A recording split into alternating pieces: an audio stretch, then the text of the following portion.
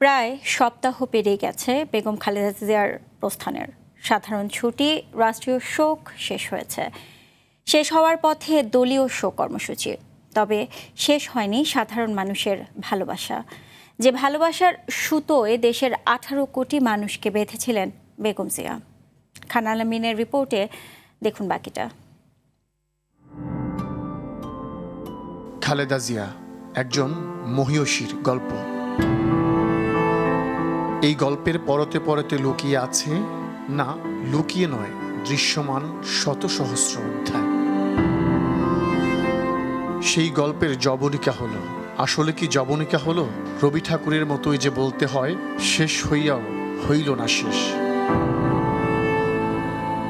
অগণিত মানুষের ভালোবাসার কাব্য তো জানাজার ময়দানে মহাকাব্যে রূপ নিয়েছে। কত কত মানুষ ছুটে এসেছেন।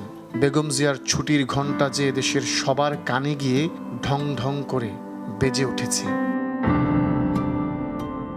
যে বিদায় গৌরবের, যে বিদায় ঐশ্বর্যের, সে বিদায় বেগম খালেদা জিয়ার। রাজনীতির অলিগলিতে যাদের কোনোদিন পা ফেলা হয়নি, তারাও যে দূর দূরান্ত থেকে ছুটে যান খালেদা জিয়ার সমাধিতে। একটু অনুভব, একটু দেয়াল ছুঁয়ে দেখা, ফুল দিয়ে শ্রদ্ধা নিবেদন কিংবা পাশেই বসে দোয়া কামনা। বেগম জিয়ার সমাধির আঙিনায় কত কত গল্প জমা হচ্ছে। ভালোবাসা অর্থ দিয়ে কেনা যায় না, ভালোবাসা কিনতে হয় ভালোবাসা দিয়ে।